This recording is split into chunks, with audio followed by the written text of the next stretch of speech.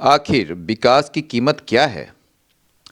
9 लाख पेड़, लुप्त होते कछुए और आदिवासियों की जमीन, क्या ग्रेट निकोबार प्रोजेक्ट एक अनिवार्य जरूरत है या एक बड़ी पर्यावरणीय भूल? आज के द हिंदू एडिटोरियल विश्लेषण में हम चर्चा करेंगे ट्रबल वाटर्स की। आप जैसे कि स्क्रीन पर देख पा रहे हैं, trouble waters great Nicobar project को एनजीटी से हरी झंडी मिल चुकी है, लेकिन विवाद थमने का नाम नहीं ले रहे हैं। आज डिकोड करेंगे हम एनजीटी के रुख का। क्या कोर्ट ने सिर्फ रबर स्टंप यानी कि रबर स्टाम्प होने का काम किया है? पर्यावरणीय संकट, 130 स्क्वायर किलोमीटर के जंगल और दुर्लभ समुद्री जीवों का क्या होगा?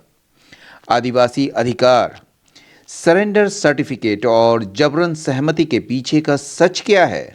ऐतिहासिक सबक क्या है इसके पीछे? तो नौरू और बनावा द्वीप की बर्बादी से हमने क्या सीखा? सिर्फ खबरें नहीं बल्कि यूपीएससी के नज़रिए से गहराई में जाकर समझेंगे इस प्रोजेक्ट के हर पहलू को। चलिए शुरू करते हैं। लेकिन आप के पास जो है एक ये भी मतलब कि जो मेरा पढ़ाने का जो स्टाइल है या जो इस वीडियो को बनाने का जो मेरा स्ट्रेटजी है वो बड़ा मतलब कि क्या कहेंगे, साइकोलॉजिकल और साइंटिफिक दृष्टिकोण से है ये। एक मतलब कि शिक्षक के रूप में या आप कह सकते हैं इसको एक एनालाइज़र के रूप में जो है मेरा जो उद्देश्य, जो पर्पस है वो केवल जानकारी देना नहीं है बल्कि यह भी सुनिश्चित करना है कि आप उसे प्रभावी ढंग से सीखें, बड़ा इफ़ेक्टिवली आप सीखें उसे। इसलिए मैंने अपने वीडियो को ह्यूमन अटेंशन स्पैन यानी कि जो मानवीय एकाग्रता अवधि होता है उसके साइंस को ध्यान में रखते हुए तैयार किया है।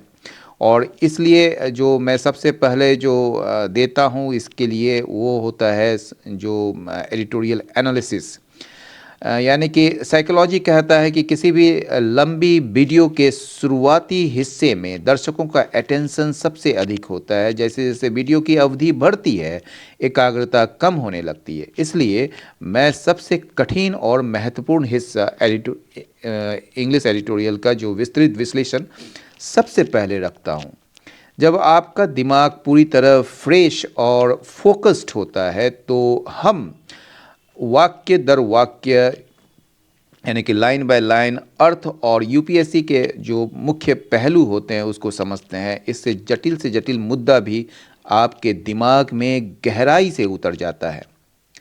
लेकिन दूसरा जो इसका पार्ट है वो है शब्दावली यानी कि वोकेबलरी और ईडियम्स एंड फ्रेजेस। जो एक बार जब आप मुख्य विषय यानी कि कोर टॉपिक को समझ लेते हैं तो वीडियो के दूसरे भाग में हम भाषाई कौशल, ठीक है, पर ध्यान देते हैं। भले ही वीडियो लंबा होने पर एकाग्रता थोड़ी कम हो जाए, लेकिन चूंकि आपने कहानी पहले ही समझ ली है इसलिए शब्दों और मुहावरों यानी कि वर्ड्स और इडियम्स को उनके संदर्भ कौन के साथ समझना आपके लिए बहुत आसान और मनोरंजक हो जाता है।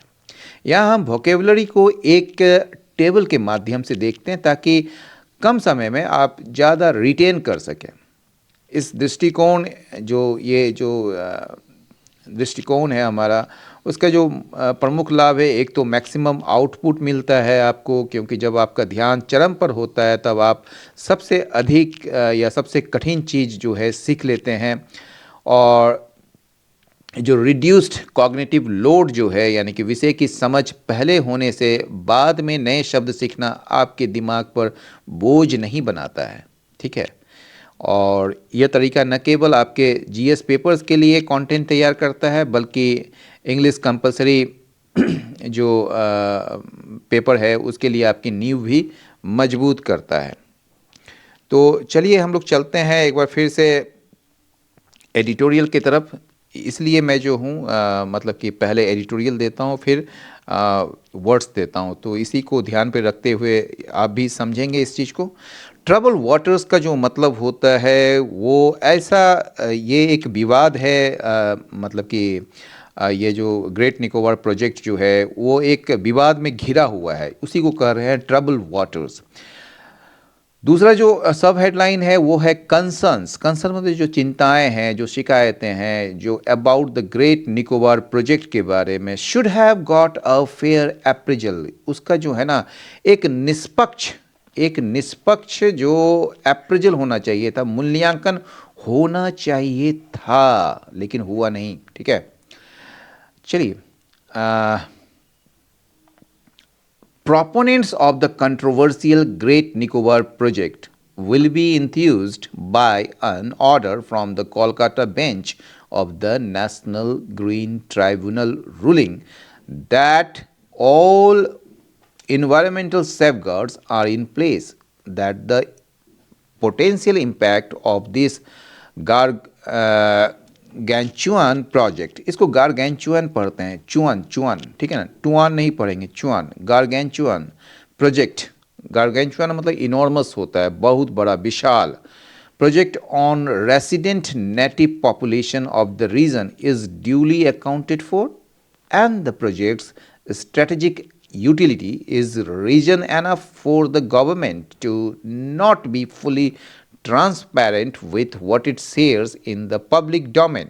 ठीक है, ये छोटी लाइन नहीं है, बड़ी लाइन है, कई सारी लाइन है इसमें, कम से कम मेरे ख्याल से तो 10 लाइन होंगे ही होंगे।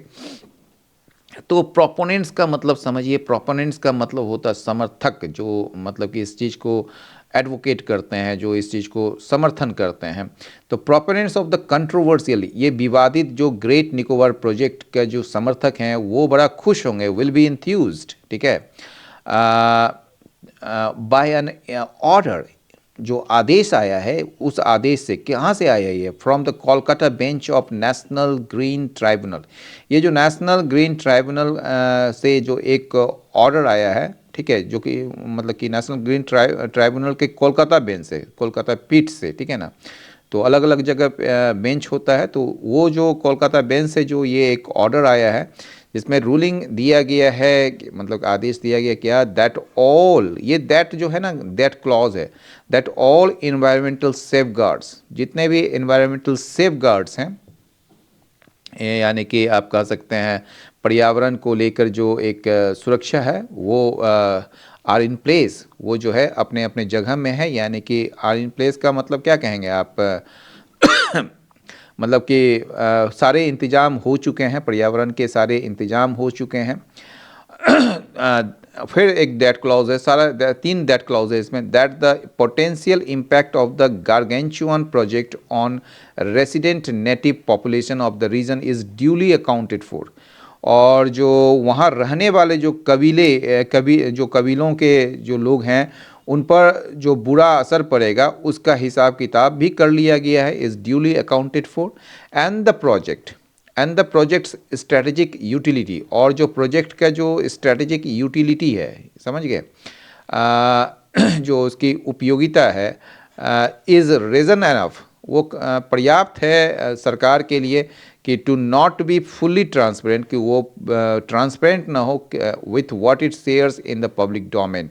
यानी कि पब्लिक डोमेन में, यानी कि सार्वजनिक रूप से जो वो मतलब कि जो भी इंफॉर्मेशन शेयर करेंगे, तो उसके लिए ये जो है, ये रीज़न एनफ है, यानी कि काफ़ी पर्याप्त कारण है गवर्नमेंट के लिए कि वो जो है ट्रांसपेरेंट नहीं हो, इसमें ट्रांसपेरेंसी ना वो दिखाए जो वो शेयर करते हैं पब्लिक डोमेन में, क्योंकि इससे जो है हो सकता है खतरा हो, ऐसा एडिटोरियल गवर्नमेंट के बारे में कह रही है। तो इसको मतलब कि ऐसे समझें कि जो लोग जो इस प्रोजेक्ट को बनना देखना चाहते हैं, यानी कि जो प्रोपोनेंट्स हैं, वो एनजीटी यानी कि पर्यावरण का जो ये कोर्ट है के फैसले से बहुत खुश होंगे। ठीक है, एनजीटी ने इसमें ना 3 बड़ी बातों पर अपना मतलब कि हाँ बोली, कहा, मतलब कि यस बोल दी है इसने।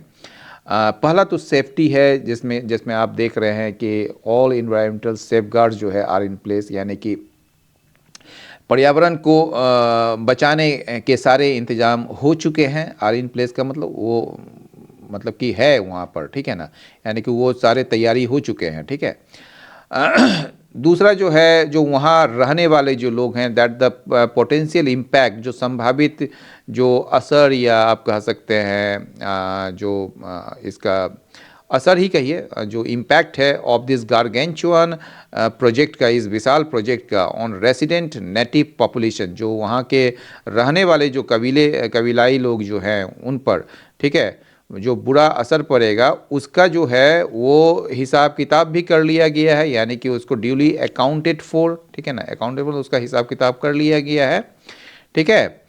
और तीसरा जो है, and the projects strategic utility is reason enough for the government to not be fully transparent with what it shares in the public domain.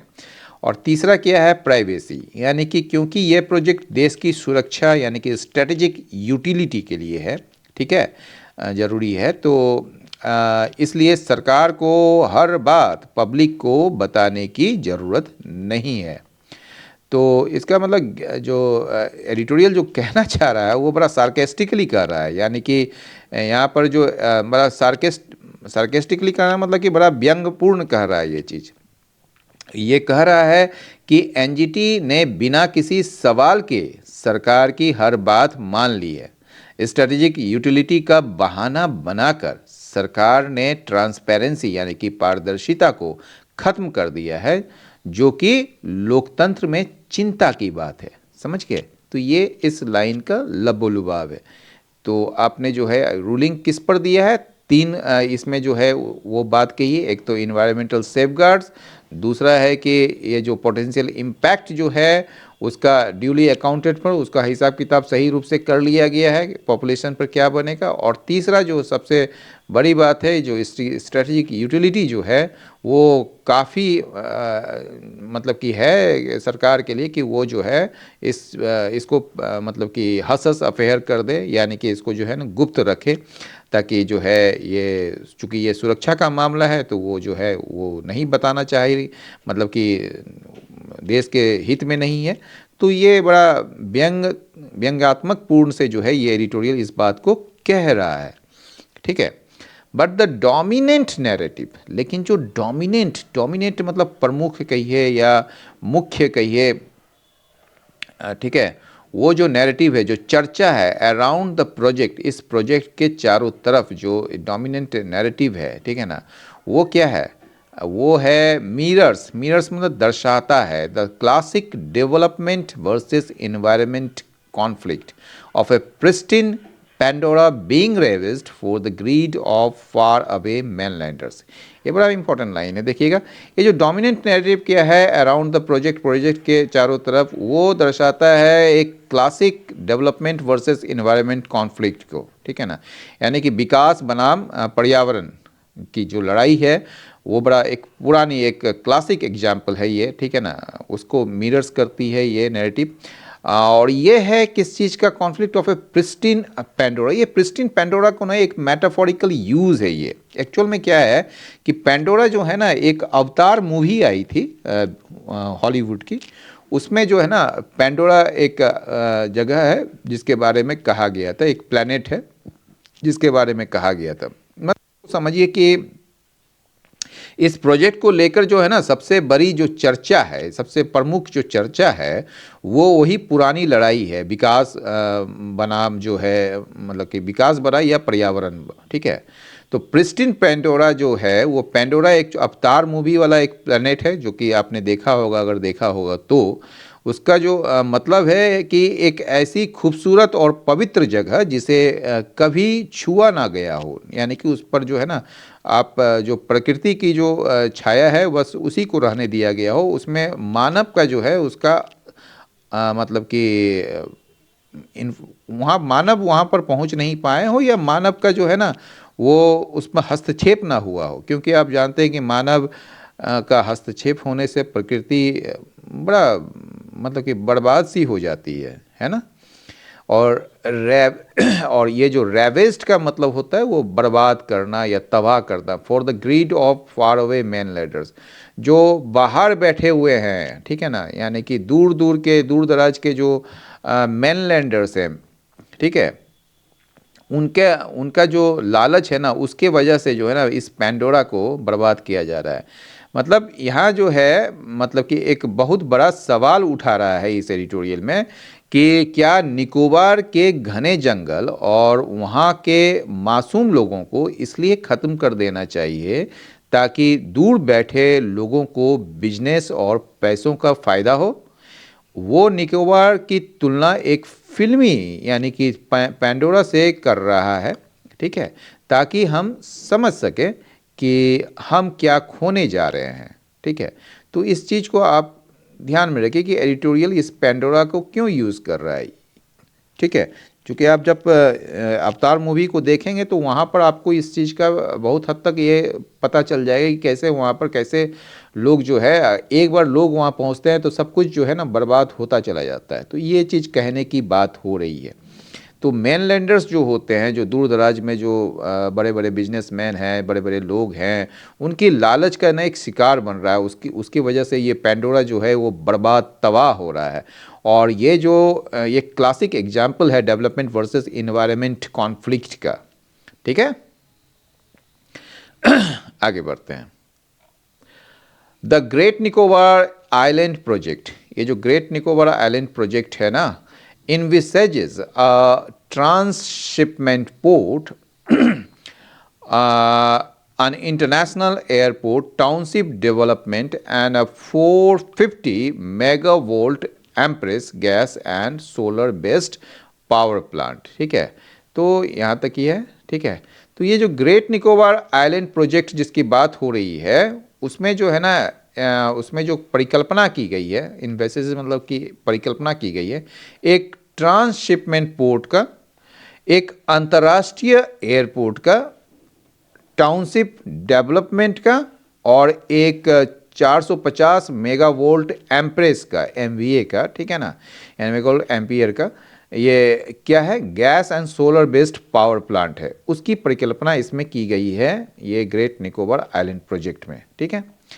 In the early 20th century, अब ये बता रहा है पहले की बात, कभी इतिहास में जो एक घटना घटी थी उसके बाद में, यानी कि 20वीं शताब्दी के जो शुरुआत में क्या हुआ था कि ब्रिटिश फॉस्फेट कमिश्नर्स जो थे, जो कि एक ज्वाइंट वेंचर था, किसका, यूके का, ऑस्ट्रेलिया का और न्यूजीलैंड का, ये एक ज्वाइंट वेंचर था। वो ब्रिटिश फॉस्फेट कमिश्नर ने उसने क्या किया, शुरू किया था large scale phosphate mining for fertiliser, ठीक है। फर्टिलाइजर्स के लिए एक बड़े स्तर पर फॉस्फेट माइनिंग खनन स्टार्ट किया था। कहाँ पर, ऑन नौरू एंड बनावा में, ठीक है, इन द पैसिफिक ओशन में, ठीक है, यानी कि प्रशांत महासागर में नौरू और बनावा पर जो फर्टिलाइजर के लिए बड़े पैमाने पर फॉस्फेट खनन शुरू किया था, ठीक है। बाय 1945 यानी कि 1945 तक क्या हुआ, the island had been so physically devastated, यानी कि ये जो आइलैंड था नौरू और बनावा जो था, वो इतना मतलब इतना ज़्यादा क्या हो गया, फिजिकली बर्बाद हो गया, तबाह हो गया, ठीक है, डिवास्टेटेड हो गया बाय स्ट्रिप माइनिंग, यानी कि सतही खनन के से, दैट इट वॉज डीम, कि उसको करार दिया गया अनइनहैबिटेबल, इतना ज़्यादा मतलब कि तबाह हो गया कि इसे रहने लायक नहीं माना गया। इट वॉज डीम्ड मतलब कंसीडर्ड, ठीक है ना। तो इतना सो और दैट का यूज़ होता है, समझ रहे हैं ना। तो सो और दैट का जो यूज़ होता है वो आप बताना चाहते हैं कॉन्सिक्वेंस, जैसे it was so damage that it become inhabitable, uninhabitable, यानी इतना ज़्यादा खराब हो गया, इतना ज़्यादा डैमेज हो गया कि यह मतलब कि रहने लायक ना रह गया, ठीक है ना। तो सो और दैट का यूज़ होता है, ठीक है। द नेटिव बनावंस, ठीक है, native Banabans were forcibly relocated to Rabi Island in Fiji. तो ये जो नेटिव जो आपके मतलब कि जो मूल निवासी थे वहाँ के नेटिव जो बनावेंस जो हैं, उनको जबरन रीलोकेट किया गया, यानी कि स्थानांतरित किया गया राबी आइलैंड में, ठीक है, राबी द्वीप पर, जो कि फिजी में है, ओवर 2000 किलोमीटर से, जो 2000 किलोमीटर से भी दूर है, ठीक है। Today, Banaba is a desolate landscape of jagged limestone pinnacles, and the displaced population is fighting for the rehabilitation of its homeland. ठीक है ना?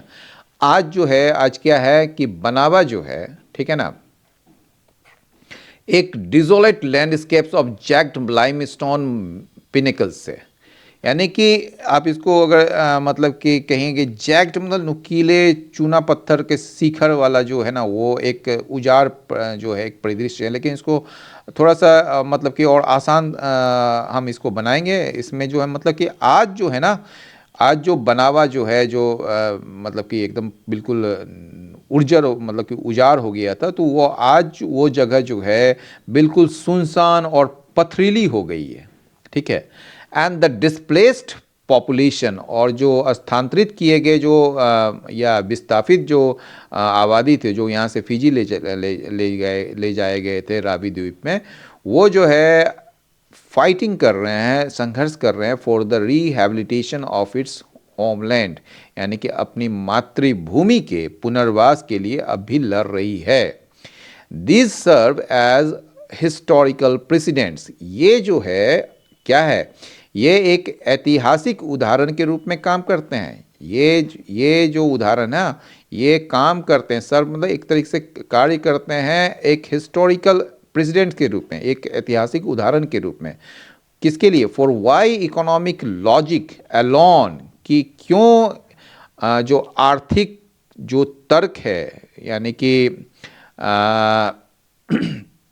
ये जो केवल फायदे की जो बात सोचते हैं ना, आर्थिक तर्क, cannot dictate actions in remote territories, वो जो है दूर दराज के क्षेत्रों में कार्यों को निर्देशित नहीं कर सकते। यानी कि यानी कि ये जो घटनाएं हैं एक सबक है कि सिर्फ पैसे और फायदे के दम पर दूर दराज के इलाकों में फैसले नहीं लिया जाना चाहिए। तो ये बात कही जा रही है इसमें। दो accorded an environment and preliminary forest clearance by Union Environment Ministry, कहा जा रहा है कि हालांकि accorded जो नहीं है पैसिव में दिया है, समझ गए ना, ये जो है पैसिव में दिया गया है क्योंकि इट वॉज अकॉर्डेड, ठीक है ना, यानी कि इसको जो है दिया गया, अकॉर्ड मतलब देना, तो दो accorded on environment and preliminary forest clearance, clearance मतलब मंजूरी, किसके द्वारा? By the Indian environment ministry, यानी कि केंद्रीय पर्यावरण मंत्रालय द्वारा। ठीक है। पर्यावरण यानी कि इन्वायरमेंट और जो प्रिलिमिनरी मतलब प्रारंभिक जो वन मंजूरी वो दी गई इन्वायरमेंट मिनिस्ट्री के द्वारा। कंसर्न्स अबाउट द पोटेंशियल, ये देखिए दो जो है ना, ये आपको बताता है कि कोई वाक्य जो है अगर पॉजिटिव में शुरू हो रहा है तो उसका दूसरा जो सेंटेंस होगा कॉमा के बाद वो निगेटिव में होगा, मतलब एक कॉन्ट्रास्ट दिखाएगा, समझ गए। दो हो गया, वाइल हो गया, ये सब चीज़, ऑल दो हो गया। तो दो accorded an environment and primary forest clearance by the Union environment ministry, इसके द्वारा हालांकि दी गई इनको, मतलब ये मंजूरी दी गई, लेकिन जो चिंताएं हैं या जो शिकायतें हैं about the potential loss of biodiversity, यानी कि जो संभावित जो नुकसान है जैव विविधता का, बायोडाइवर्सिटी का, ट्री फैलिंग का यानी कि वृक्षों को गिराने का, पेड़ों की कटाई का, और इम्पैक्ट ऑन रेसिडेंट ट्राइब्स, और जो इम्पैक्ट है, असर है या प्रभाव जो है वहाँ के जो निवासी जो जनजाति जो निवास करते हैं वहाँ पर, उन पर जो एक प्रभाव होगा या जो असर होगा, उसने प्रेरित किया एनजीटी को कि वो आदेश दे किस चीज़ का, एक रिव्यू का of the environmental aspects of the project, यानी कि इस प्रोजेक्ट का जो पर्यावरणीय जो पहलू हैं, ठीक है, उनकी समीक्षा के इन्होंने आदेश दिए। तो मतलब ये कहना की कोशिश की जा रही कि इन्वायरमेंट मिनिस्ट्री ने इसे मंजूरी तो दे दी, लेकिन जो मतलब कि पेड़ों की जो कटाई है और कबीलों जो वहाँ के कबीले जो निवासी हैं, कबीलाई लोग जो हैं, उन पर जो असर को देखते हुए एनजीटी ने इसकी फिर से जांच करने को कहा था। ठीक है, तो ये बात थी। ओके, आगे बढ़ते हैं। दूसरा पैराग्राफ है, इंडिपेंडेंट साइंटिस्ट जो स्वतंत्र हैं, जिस पर कोई सरकार का कोई मतलब कि इन्फ्लुएंस नहीं होता है, तो जो मतलब कि इंडिपेंडेंट साइंटिस्ट जो हैं और इन्वायरमेंटलिस्ट जो हैं, इंडिपेंडेंट इन्वायरमेंटलिस्ट ग्रुप्स जो हैं, ठीक है ना, ये जो समूह है उन्होंने कहा है that the felling of tracts of pristine tropical forest, ठीक है, यानी कि इस परियोजना के लिए जो है, ठीक है ना, या कह सकते हैं जो ये फेलिंग है मतलब कि कटाई जो है tracts of pristine tropical forest, tropical मतलब होता है उष्णकटिबंधीय, ठीक है ना, तो ये जो उष्णकटिबंधीय वन के क्षेत्र जो हैं, जो ट्रैक्ट्स हैं, उनमें जो कटाई जो होगी, ठीक है ना, अब देखिए यहाँ पर डैश है, ये बता रहा है कि उसके बारे में नियरली लगभग 9 लाख ट्रीज जो हैं, यानी कि पेड़ जो हैं, across 130 square kilometre, 130 square kilometre में फैले 9 लाख पेड़ जो हैं वो कट जाएंगे इसमें, फॉर दिस प्रोजेक्ट, इस परियोजना के लिए, ठीक है, would significantly harm the biodiversity, ये क्या करेगा, अच्छा खासा मतलब कि नुकसान पहुंचाएगा बायोडाइवर्सिटी ऑफ द रीजन, इस क्षेत्र के जैव विविधता को नुकसान पहुंचाएगा, एंड कॉन्स्टिट्यूट एन इररिपरेबल लॉस, और यह जो है एक अपूर्णीय, जिसको मतलब रिपेयर नहीं किया सकता, that can not be repaired, तो इररिपरेबल कहा जाता है इसको, तो ये जो है एक क्या होगा, अपूर्णीय क्षति होगी, ठीक है ना। चलिए, दिस इज नॉट काउंटिंग, अच्छा दिस इज नॉट काउंटिंग का मतलब इसमें गिना नहीं गया है, यानी कि इसका जो मतलब है ना, ये जो है एक फ्रेज है दिस इज नॉट काउंटिंग, इसका मतलब होता है this is in addition to, यानी कि इसके अतिरिक्त the disturbance to leatherback turtle, ये जो मतलब कि जो डिस्टरबेंस होगा leatherback turtle nesting grounds को, नेस्टिंग ग्राउंड्स जहाँ पर ये अंडे देते हैं ये सब, ठीक है, तो ये जो लेदर बैक जो कछुओं के जो घोंसलों के स्थान कहिए, या आप कह सकते हैं जहाँ पर ये अंडे देने वाली जो जगह होती है, ठीक है, nesting grounds, and the assault on the corals, और जो समुद्री मूंगा जो होता है ना, मूंगा रेड कलर का आप देखते होंगे कॉरल्स, तो वो जो मूंगे पर जो एक मतलब कि जो असॉल्ट है, एक तरीके से जो हमले हैं, ठीक है, वो इसके अतिरिक्त है, उसको गिना ही नहीं गया है इसमें। There was also the contested matter of whether the community rights, ठीक है, of the local Shompen and Nicobarese tribes were fully settled under the requirements of the Forest Rights Act, ठीक है, तो there was also the contested matter of whether the community rights of the local Shompen and Nicobarese tribes were fully settled under the requirements of the Forest Rights Act. तो कहा जा रहा है कि एक जो विवादित मामला यह भी था कि देयर वाज ऑल्सो, मतलब यह भी था विवादित कॉन्टेस्ट में, विवादित मामला यह भी था कि क्या ठीक है ना, कि क्या जो स्थानीय जो मतलब कि लोकल शॉम्पेन है, स्थानीय जो शॉम्पेन जो मतलब समुदाय हैं, और जो निकोबारीज जो ट्राइब्स हैं, जो कबील जनजातियाँ हैं, उसके जो कम्युनिटी राइट्स हैं, उसके जो कम्युनिटी राइट्स यानी कि सामुदायिक एक तरीके से एक अधिकार जो है, उनको जो है क्या किया गया, उसको फुल्ली सेटल्ड किया गया था under the requirements of the forest right acts, यानी कि वन अधिकार नियम की आवश्यकताओं के तहत, ठीक है, उसको पूरी तरह से निपटाया गया था या नहीं गया था, ये एक सवाल है, एक बड़ा विवादित मामला है। तो ही बोल रहा है कि there was also the contested matter, ये एक बड़ा विवादित मामला है कि क्या ऑफ वेदर, मतलब कि क्या the community rights of the local Shompen and Nicobar tribes were fully settled, उसको निपटाया गया था पूरी तरह से under the requirements of the forest right act. Recently, हाल ही में, members of the tribal council, हाल ही में जो मेंबर्स हैं, सदस्य हैं जो है ट्राइबल काउंसिल के, उसने कहा था कि दे वर बीइंग कॉस्ड, यानी कि उनको क्या किया जा रहा है, उनके साथ जबर क्या कहेंगे आप, उनको मजबूर किया जा रहा है, उसको उसके साथ ज़बरदस्ती की जा रही है कि वो साइन करे सरेंडर सर्टिफिकेट्स को, यानी कि आत्मसमर्पण जो प्रमाण पत्र होते हैं, यानी जो सरेंडर करने का जो सर्टिफिकेट्स होता है उसको साइन करें, जिसका मतलब है that implied their consent to large parts of their land being diverted to the for the project. जिसका मतलब क्या है, जिसका क्या अर्थ है कि उन्होंने जो परियोजना के लिए अपनी भूमि के बड़े हिस्सों को देने के लिए अपनी हामी भर दी है या सहमति दे दी है, कि दैट इम्प्लाइड देयर कॉन्सेंट, यानी कि उनकी सहमति जो है to large parts of their land, उसकी उनकी भूमि के जो एक बड़े हिस्से को जो प्रोजेक्ट के लिए, परियोजना के लिए देने के लिए या उसको डाइवर्ट करने के लिए, ठीक है ना, उसके तरफ मतलब कि दिए जाने के लिए उसको उनका कॉन्सेंट मतलब कि सहमति प्राप्त कर ली है, ये बात की जा रही है, समझ गए। चलिए आगे बढ़ते हैं। The NGT order is essentially, यदि आपको कोई भी अगर सेंटेंस नहीं समझ में आ रहा है तो आप अपना सेंटेंस को कॉपी करके या उसको लिख के आप भेज सकते हैं कमेंट बॉक्स पर, मैं आपको उसको समझाने की कोशिश करूंगा, ठीक है।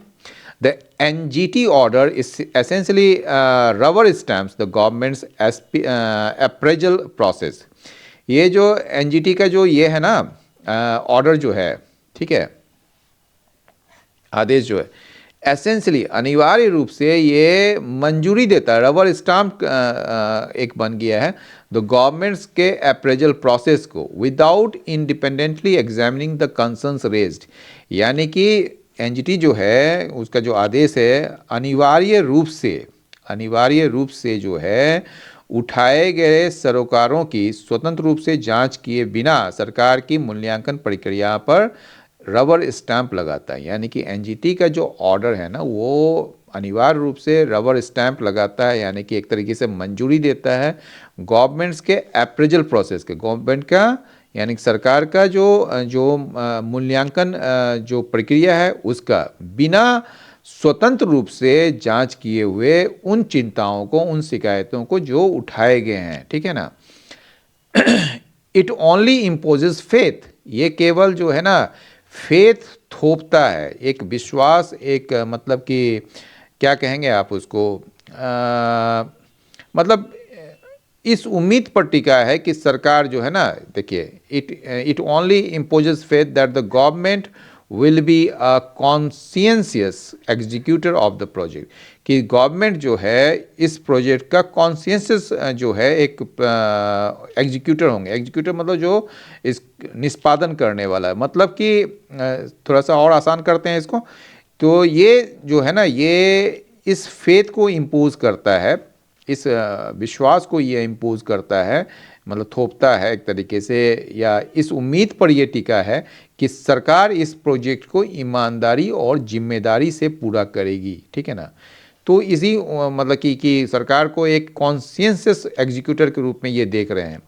Whether the great Nicobar project is a net good can only B judged bye future generation. कहा जा रहा है कि क्या ये जो ग्रेट निकोबार प्रोजेक्ट है वो सही में फ़ायदेमंद है या नेट गुड है, ये केवल जज किया जा सकता है फ्यूचर जनरेशन, मतलब आने वाली पीढ़ी के ही द्वारा इसको जो है ना मतलब कि वो इसका निर्णय कर सकती है, ठीक है।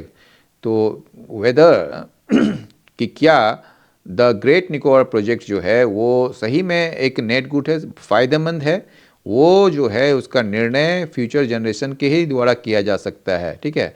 But the lack of process, लेकिन जो लैक ऑफ प्रोसेस है ना, यानी कि जो अभाव है प्रक्रिया का, जो अभाव है, जो प्रोसेस का अभाव है, that offers a fair appraisal of independent concerns, ठीक है, ठीक है, यानी कि जो एक पेश करती या जो देती है एक निष्पक्ष मूल्यांकन इंडिपेंडेंट कंसर्न्स का, अलग अलग या आप कह सकते हैं स्वतंत्र चिंताओं का, ठीक है ना। तो ये जो है ये लैक ऑफ प्रोसेस जो है यहाँ पर, लैक ऑफ प्रोसेस जो है ना, ये इसका आपका वर्ब यहाँ पर है। बोर्ड्स इल, ये सही संकेत या अशुभ संकेत जो है ये प्रेजेंट के लिए, वर्तमान के लिए। कहने का ये मतलब है कि ये जो स्वतंत्र चिंताओं का जो निष्पक्ष मूल्यांकन जो है करने वाली प्रक्रिया का जो अभाव आप देखते हैं, वो वर्तमान के लिए एक अशुभ संकेत है। तो यही चीज़ इसमें कहने की कोशिश की जा रही है। ठीक है, तो ये था ग्रेट निकोबार प्रोजेक्ट का पूरा एनालिसिस। अंत में सवाल यही बचता है या यही उठता है कि क्या हम विकास के उस मॉडल की ओर बढ़ रहे हैं जहां प्रकृति की कीमत पर प्रगति की जा रही है। आपका इस बारे में क्या सोचना है? क्या रणनीतिक उपयोगिता यानी कि स्ट्रेटेजिक यूटिलिटी के नाम पर पर्यावरण और आदिवासी अधिकारों की अनदेखी जायज़ है? अपनी राय कमेंट सेक्शन में ज़रूर साझा करें, क्योंकि एक जागरूक एस्पिरेंट के नाते आपका नज़रिया बहुत मायने रखता है। अगर आपको यह विश्लेषण पसंद आया और आप जटिल मुद्दों को आसान भाषा में समझना चाहते हैं तो इस वीडियो को लाइक करें और अपने साथी यूपीएससी एस्पिरेंट्स के साथ शेयर करें। और इस एडिटोरियल को समाप्त करने से पहले रोज की तरह फिर से हम लोग वर्ड्स पर निकलते हैं। ठीक है, प्रोपोनेंट्स जो होता है वो समर्थक होता है, यानी कि जो सपोर्ट करता है किसी प्रोजेक्ट या आइडिया को। इसको एडवोकेट्स कर सकते हैं, सपोर्टर्स कर सकते हैं, बैकर्स कर सकते हैं। इसका एंटो हो जाएगा अपोनेंट्स, क्रिटिक्स, राइवल्स। कंट्रोवर्शियल जो विवादास्पद जानते ही हैं आप लोग, इसका डिस्प्यूटेड, कॉन्टेंसस या फिर डिबेटेबल या कॉन्टेस्टेड भी कह सकते हैं। इसका अनडिस्प्यूटेड, मतलब सर्टेन या एग्रीएबल जो है वो आपका एंटो हो जाएगा। इंथ्यूज्ड का मतलब उत्साहित या खुश होना, वेरी मतलब टू फील वेरी इंटरेस्टेड और एक्साइटेड अबाउट समथिंग, यानी कि एक्साइटेड, थ्रिल्ड या एनिमेटेड। एंटो हो जाएगा बोर्ड, इनडिफरेंट या डिप्रेस्ड। ठीक है।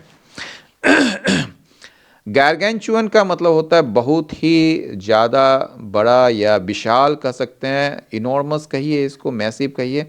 जाइगेंटिक, मैसिव या कोलोजल, इसका एंटो हो जाएगा टाइनी, मिनिएचर या स्मॉल।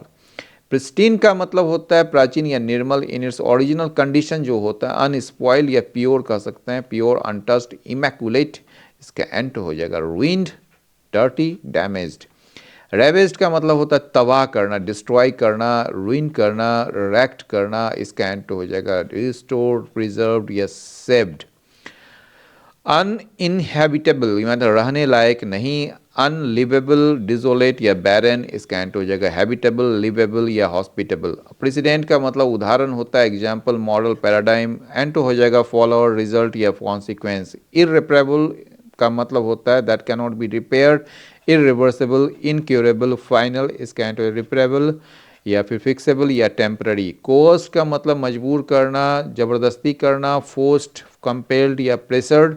एंटो हो जाएगा वॉलंटियर्ड, फ्री या परसुएडेड।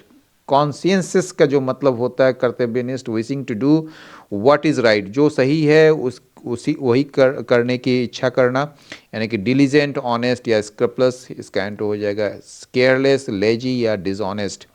बॉडसील मतलब बुरा संकेत या अशुभ संकेत या पोर्टेंट्स, फोरशैडोज या ओमेंस, इसका एंटो हो जाएगा बोर्ड्स वेल, प्रॉमिसेस या चीयर्स। चलिए इडियम्स फ्रेज में जाए। ट्रबल वाटर्स यानी कि संकटपूर्ण स्थिति या विवाद, स्टेट ऑफ कन्फ्यूजन जो होती है, जैसे new policy has landed the education department in trouble waters, यानी कि जो नया जो नीति है ना उसने एजुकेशन डिपार्टमेंट को डाल दिया, एक विवाद में डाल दिया, ट्रबल वाटर्स में डाल दिया। ठीक है। रेडी टू बी यूज्ड होता है इन प्लेस का मतलब, ठीक है, समथिंग इज इन प्लेस का मतलब होता है ready to be use, establish और ऑर्गेनाइज, पूरी तरह से तैयार। बिफोर द इवेंट स्टार्टेड यानी कि ये जो इवेंट शुरू होने से पहले ऑल सिक्योरिटी मेजर्स, सारे जो सुरक्षा के उपाय थे वो मतलब कि तैयार थे या लागू थे। ठीक है, were in place. Duly accounted for का जो मतलब आपने देखा था वहाँ पर, तो करेक्टली रिकॉर्डेड या कंसीडर्ड या हैंडल। ठीक है। इन द फाइनल बजट में, अंतिम बजट में, एवरी सिंगल रुपी स्पेंड, प्रत्येक खर्च किए गए जो रुपये हैं उसका उचित तरीके से हिसाब किताब किया गया। पब्लिक डोमेन का मतलब होता है सार्वजनिक जानकारी जिसको सबके लिए उपलब्ध हो। The scientist decided to put his research, scientist ने क्या किया, डिसाइड किया कि अपना रिसर्च को जो है ना पब्लिक डोमेन में रखने का, यानी कि सबके लिए उसको रखने का, सार्वजनिक कर देने का, for the benefit of all, सबके फ़ायदे के लिए। रबर स्टैम्प्स का जो मतलब होता है टू गिव ऑफिशियल अप्रूवल, यानी कि आधिकारिक आप मंजूरी देते हैं एक डिसीजन को without really thinking about it, बिना उस पर सोचे विचारे हुए और या उसकी जांच किए बिना, ठीक है। The committee just rubber stamp the managers proposal, committee जो है ना केवल मैनेजर के प्रस्ताव को बिना पढ़े जो है उसने मंजूरी कर दे दी है, ठीक है ना। नेट गुड मतलब अच्छा या फ़ायदेमंद। Despite the high cost, high cost के बावजूद, ठीक है, यानी भारी लागत के बावजूद, the new hospital is a net good for the city, ये जो है बड़ा फ़ायदेमंद होगा सिटी के लिए, ठीक है। अब बोर्ड सेल जो लास्ट वाला है वो आप देख लीजिए, इसका मतलब to be a sign that something bad will happen in the future, मतलब कि कुछ अशुभ होने वाला है। The sudden drop in profits, अचानक जो कमी आई है प्रॉफिट्स में, ये सही संकेत नहीं है कंपनी के फ्यूचर के लिए, ठीक है। तो ऐसे ही और इन डेप्थ एनालिसिस के लिए हमारे चैनल को सब्सक्राइब करना और बेल आइकन दबाना ना भूलें। मिलते हैं अगले वीडियो में एक नए मुद्दे के साथ, तब तक के लिए पढ़ते रहिए, समझते रहिए। जय हिंद।